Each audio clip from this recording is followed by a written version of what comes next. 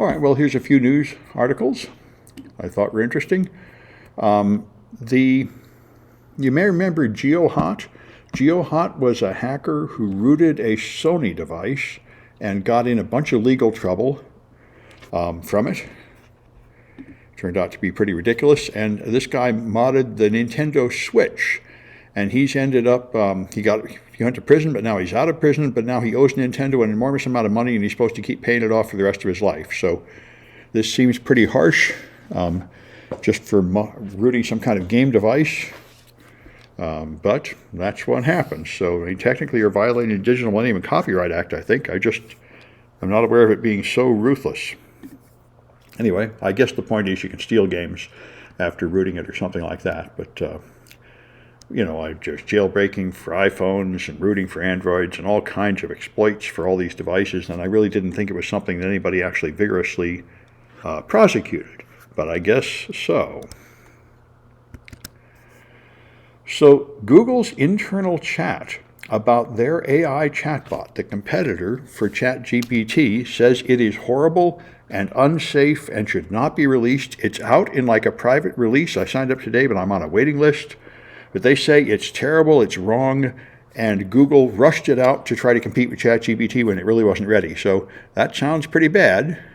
And this journalist got to it, and he said it is much inferior to ChatGPT. So we'll see. Google was technically excellent for many years. 20 years ago, there was no search engine worth anything. There was Yahoo, and there was junk like Alta Vista to search the web and stuff like that worked really badly. And when the Google search engine came out, it was wonderful. It was enormously better than all the rest.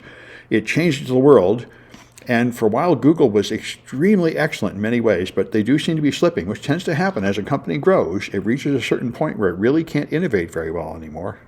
And they really seem to be dropping the ball on AI. And it reminds me of Microsoft. Microsoft ruled the world in the 90s and the early 2000s, but then they they didn't think the internet mattered. They thought all that mattered was a local area network at a business and sharing the printer. They didn't think the internet mattered, so they didn't jump on web properties and such, and they fell behind. And then they didn't jump into mobile devices for a long time. And Apple got ahead of them there. So, this is what Bill Gates said when they sued him, saying he had a monopoly and had to be broken up. He said, you don't need to break me up because I'm running as fast as I can just to stay on top. And we will stumble at some point, and then we'll fall, and we won't be on top anymore. It'll happen without you government interceding, and that is exactly what happened. And it looks like it happened to Google.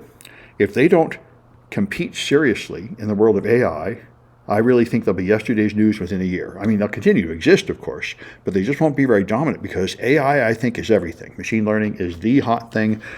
People need to master this, and the people that master it first are going to have a huge advantage.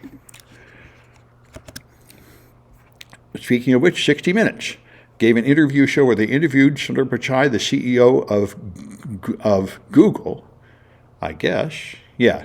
And they got him to, and they described outrageous things about AI. Apparently a lot of people are doing this. I was not aware of the mainstream press talking about AI, but they are, in this one here, they claimed that an AI text chatbot learned another language. You could ask it questions in a language it had never seen, and it would learn that language and answer the question, just teaching itself, which is, of course, completely insane and impossible. The AI works by inspecting a huge body of text, and then it predicts words based on what words it's seen before. So if you were to speak to a language that was not anywhere in the training set, it would have no idea what you were saying, and you have no idea what word came next. And what they said, they have a pretty reasonable explanation of it here, which they haven't proven. What they say is the language that they thought it had never seen was a Pakistani language, Bengali. And they said, if you ask a question in Bengali, it finds the answer, but we never trained it on Bengali. But apparently, I didn't know this, apparently most modern large language models are based on something called PaLM, which was an old AI, and that one was trained on Bengali. So even if they didn't present their model with a training set in Bengali, they based it on an earlier model that had been trained in Bengali. So that was what created this bizarre situation where it appears to understand a language it's never seen before. Of course, AIs can't do that any more than people can do that. You walk up to a person and talk to them in a language they've never heard before, they are not going to figure it out, not in a hurry, and neither is an AI. And it is the typical part of the Gartner hype cycle that when a thing is new, people go nuts and make wildly exaggerated claims and believe ridiculous lies about how great it is. I mean, AI is really great, and it's really going to change everything, but there are some things it is not going to do, and that's one of them. It's not going to instantly learn a language it's never seen before. It's not going to have a full human personality and an emotional connection to you and that kind of stuff. It's not going to be a thinking creature wandering around making human-type decisions, but it is going to be an incredibly useful tool for almost every kind of technical application. All right, and so Fox has a very interesting article making a very strong case. As we all know, the West has a huge water crisis. Now, we just had a lot of rain recently, so the reservoirs are full right now, and the snowpack is full, but we are in the middle of a mega drought. It'll come back, where we really don't have enough water at all. And they say we have to not water our lawn and stuff like that and take shorter showers. But this is not really the problem at all. That's what they prove here.